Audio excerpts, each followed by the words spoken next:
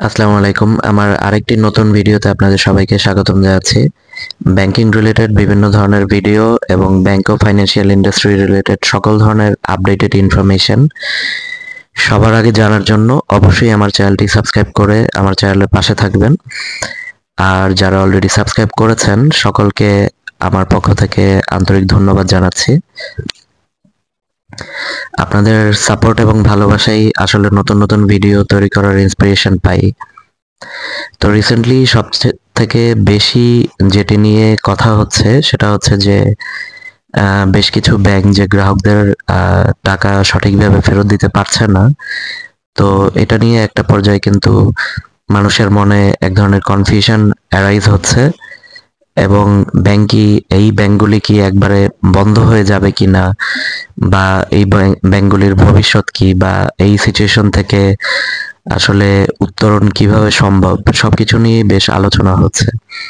তো এই ব্যাপারটা কিন্তু বাংলাদেশ ব্যাংকের গভর্নর একদম ক্লিয়ার করে দিয়েছেন যে আসলে আমাদের বিগত সরকারের আমলে যে ধরনের অনিয়ম এবং নজিরবিহীন দুর্নীতি হয়েছে, তারপরেও আমাদের ইকোনমি কিন্তু টিকে আছে এবং আমরা মোটামুটি সবকিছুতেই আসলে স্বয়ংসম্পূর্ণ, যে কারণে আমাদের কিন্তু কোনো ধরনের দুর্ভিক্ষ হওয়ার চান্স নেই, বা আমাদের ইকোনমি কিন্তু আস্তে আস্তে ঘুরে দাঁড়াচ্ছে। আপনি দেখবেন যে বিগত সরকারের আমলে পাশ হওয়া প্রত্যেকটা বড় বড় প্রজেক্টের যে বাজেট, সেখান থেকে কিন্তু আস্তে আস্তে দেখা যাচ্ছে যে পদ্মা সেতু রেল প্রকল্পের যে বাজেট, সেটা থেকে তখনকার সময়ে যে বাজেট ছিল সেটা থেকে কিন্তু অনেকাংশে সেটা কারেকশন করে কমে গিয়েছে। প্রত্যেকটা সেক্টরই আসলে যে এস্টিমেশন ছিল প্রত্যেকটা বাজেটের, সেখান থেকে কিন্তু কমে অনেক টাকা সাশ্রয় হয়েছে। এবং সব থেকে পজিটিভ যে বিষয়টি সেটি আমি বলবো যে বাংলাদেশ ব্যাংকের পক্ষ থেকে কিন্তু কোনো ধরনের টাকা ছাপিয়ে কোনো ধরনের সাপোর্ট দেওয়া হচ্ছে না। যেসব ব্যাংকগুলি প্রবলেমে পড়েছে তারা কিন্তু অন্য ব্যাংক থেকে ধার নিয়েছে এবং কেন্দ্রীয় ব্যাংকের পক্ষ থেকেও কিন্তু তাদেরকে নতুন করে যেসব ব্যাংক ভালো অবস্থানে রয়েছে বা যাদের কাছে অ্যাভেলেবেল তারল্য আছে, তাদেরকে কিন্তু বলা হয়েছে নতুন করে আরো ধার দেওয়ার জন্য। তো বাংলাদেশ ব্যাংকের গভর্নর এটাই বলছিলেন যে বিগত সময়ে বা বিগত সরকারের সময়ে আমাদের প্রত্যেকটা সেক্টরই ক্ষতিগ্রস্ত হয়েছে। তার মধ্যে সব থেকে বেশি যে ক্ষতিগ্রস্ত হয়েছে সেটি হলো ব্যাংক খাত আমাদের। এবং এই ব্যাংক খাতের কিন্তু দ্রুত বা খুবই তাড়াতাড়ি যদি সংস্কার চাওয়া হয় তাহলে কিন্তু সেটি সম্ভব নয়।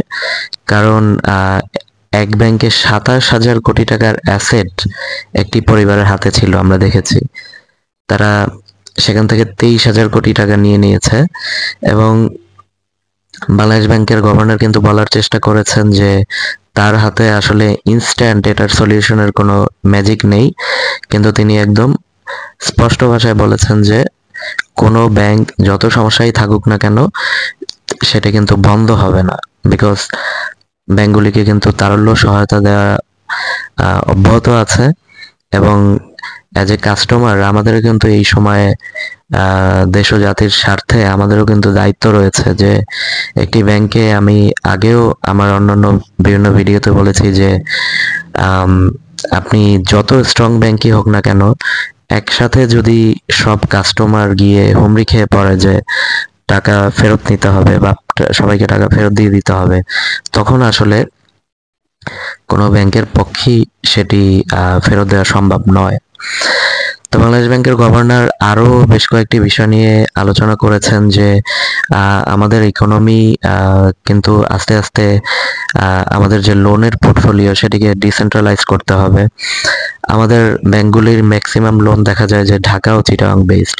টোটাল বাংলাদেশে যত টাকার লোন আছে তার মধ্যে 59% লোন হচ্ছে ঢাকা কেন্দ্রিক আর 17% হচ্ছে চিটাগাং কেন্দ্রিক।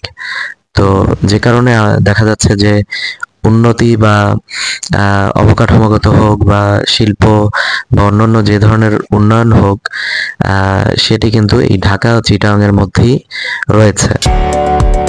তো এটিকে ডিসেন্ট্রালাইজ করার একটি চেষ্টা চলছে। তো এটাই ছিল আজকের আমার ভিডিওটি যারা ধৈর্য ধরে দেখলেন সকলকে অসংখ্য ধন্যবাদ। আসসালামু আলাইকুম।